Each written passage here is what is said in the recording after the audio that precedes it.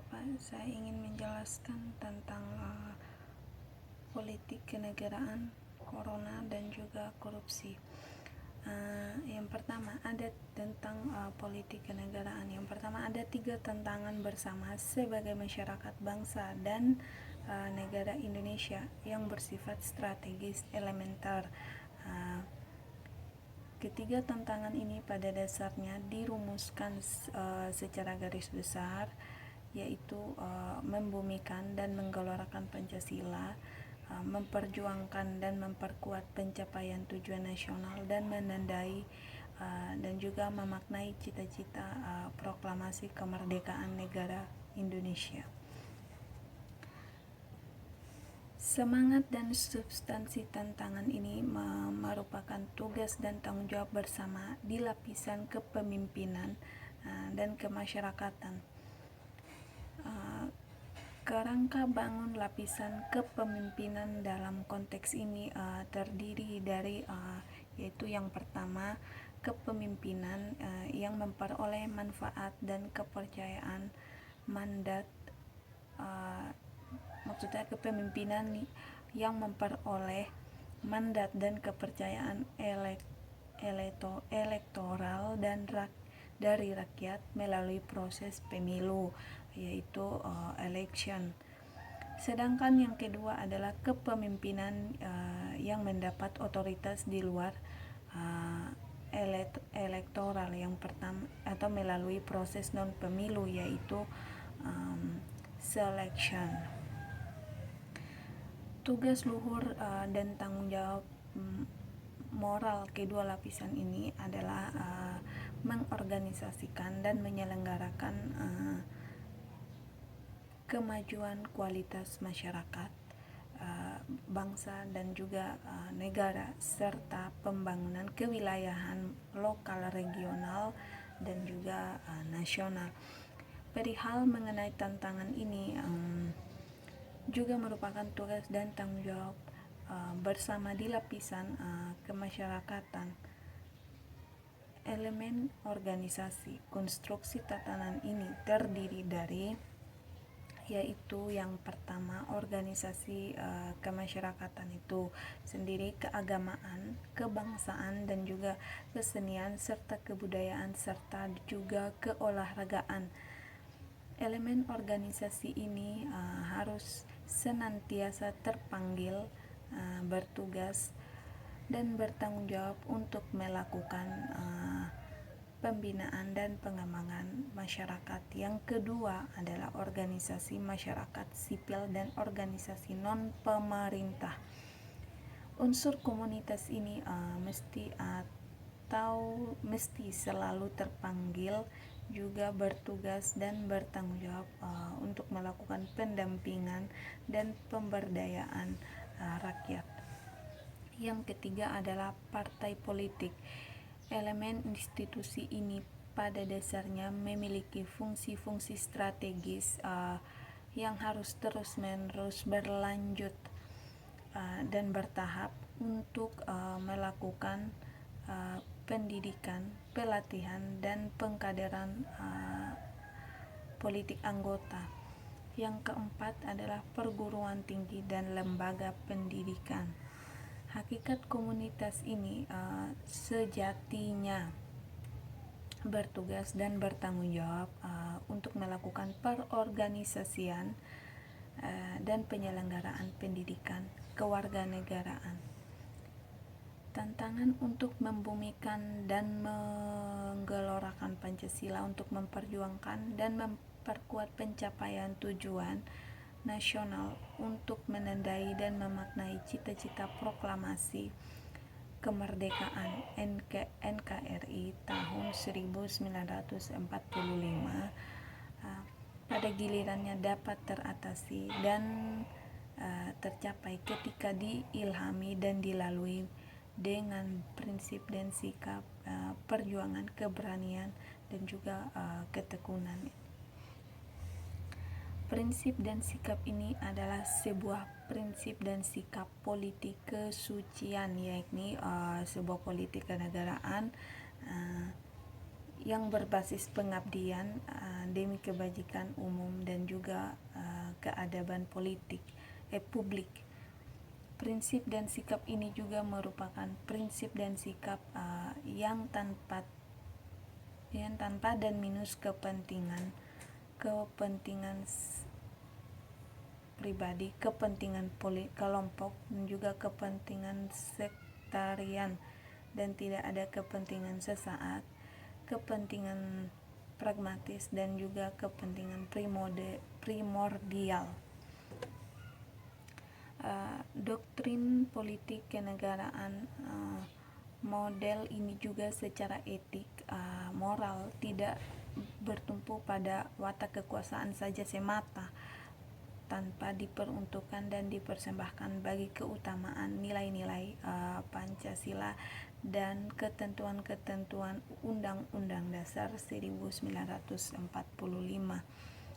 Ideologi politik kenegaraan berbasis pada politik, peradaban, dan watak keadaban.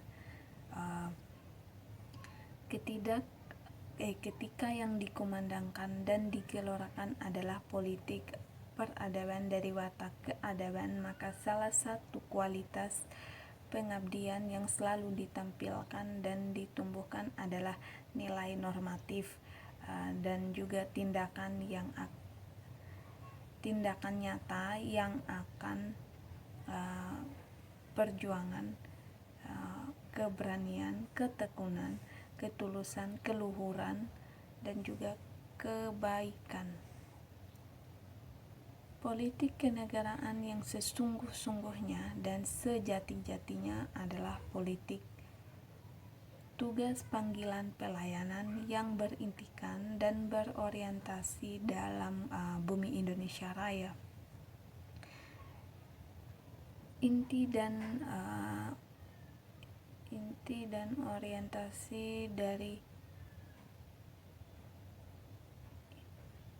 dan orientasi dari Indonesia Raya menjadi semakin berakar dan bermakna ketika ditempuh secara serius, kredibel, akuntabel, profesional, dan juga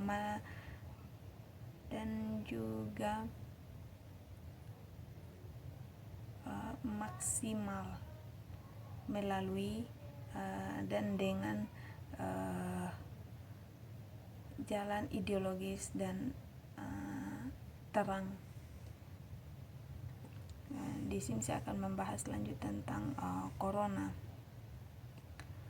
Coronavirus adalah sekumpulan virus dan subfamili dari Dirfocoronavirinae dalam keluarga Coronaviridae, dan juga ordo Nidovirales. Kelompok virus ini yang dapat menyebabkan penyakit pada burung dan juga manusia dan mamalia, yaitu termasuk juga pada manusia. Pada manusia, coronavirus menyebabkan infeksi saluran pernapasan yang umumnya ringan, seperti pilek, meskipun beberapa bentuk penyakit seperti SARS, MERS, dan juga COVID-19 sifatnya lebih mematikan. Manifestasi virus ini yang muncul cukup beragam pada spesies lain. Pada ayam misalnya, coronavirus menyebabkan penyakit saluran pernapasan akut, sedangkan pada sapi dan babi menyebabkan diare. Belum ada vaksin atau obat antivirus untuk mencegah atau mengobati infeksi coronavirus pada manusia. Virus ini muncul pada awal Desember pada akhir Desember, yaitu pertengahan Desember, yaitu pada tahun 2019 muncul di Wuhan, yaitu di negara Cina. Coronavirus ini merupakan virus beramplop dengan genom RNA utas tunggal plus dan nukleokapsid, yaitu berbentuk helix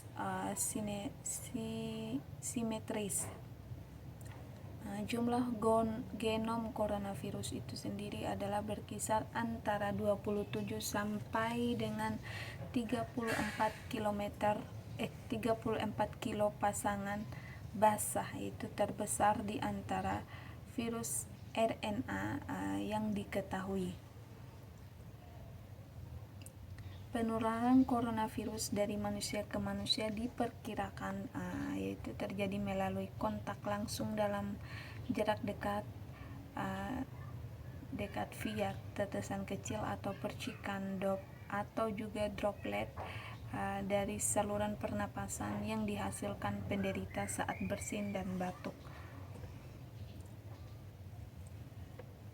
Saat ini saya akan melanjutkan tentang korupsi atau rasuah, yaitu bahasa Latinnya corruptio, dari kata kerja corrumpere, yaitu bermakna busuk, rusak, menggoyahkan, memutar balik, dan juga menyogok.